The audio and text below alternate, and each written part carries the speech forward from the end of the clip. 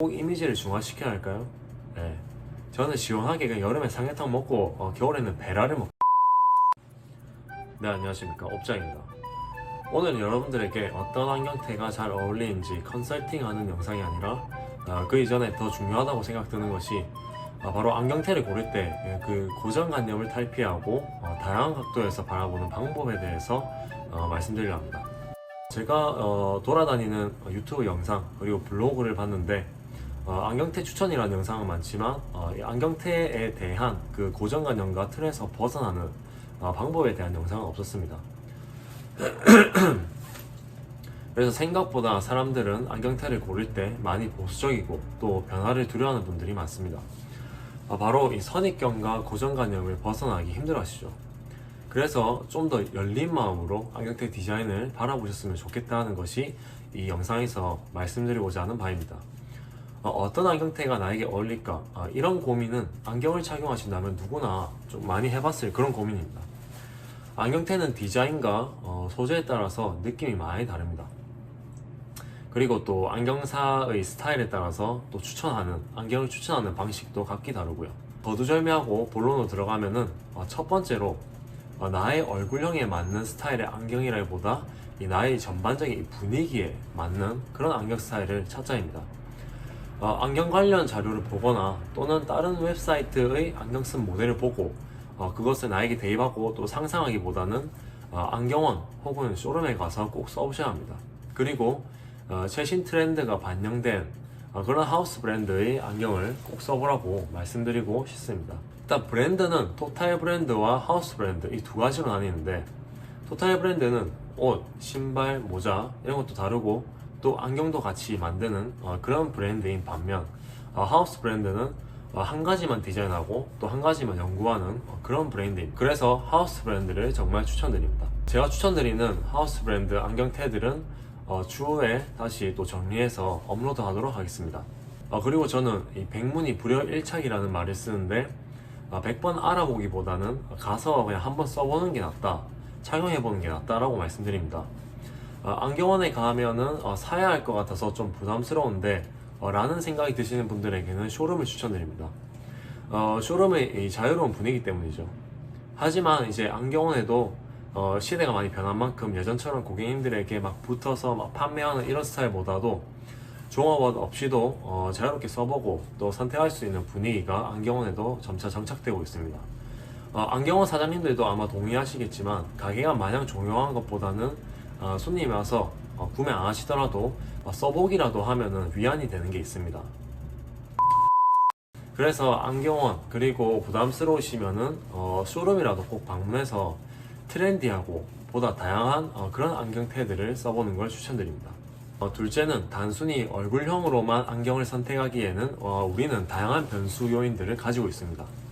눈, 코, 입, 그리고 헤어스타일, 옷 입는 방식 같은 것들 말이죠.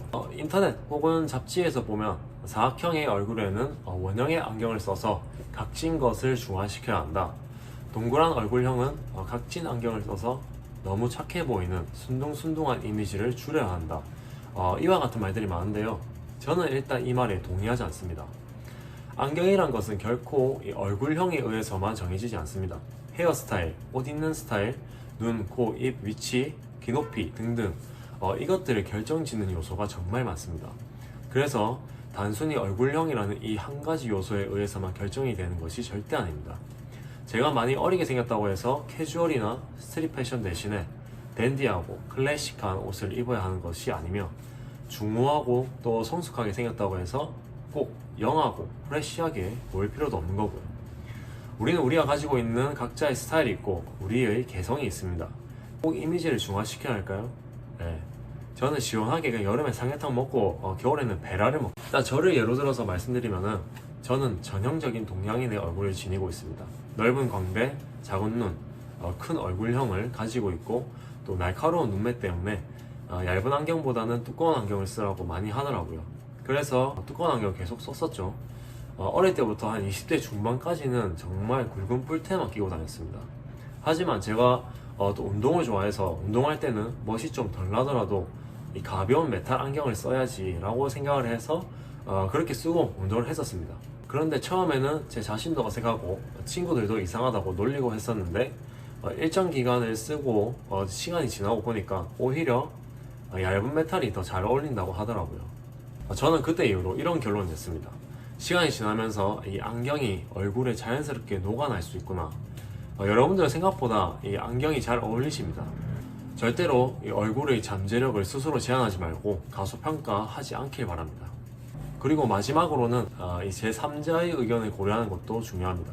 어떤 뜻이냐면 새로운 안경테를 쓰면 이거 좀 이상한데 어색한데 그래서 옆에 친구들도 약간 파이나면 이렇게 말씀하시는데 제가 볼 때는 새로운 스타일을 시도할 때 괜찮은 경우가 많았고 실제로 다시 재건류해서 생 안경을 찾았다고 하시는 분들도 상당수였습니다. 그래서 제3자의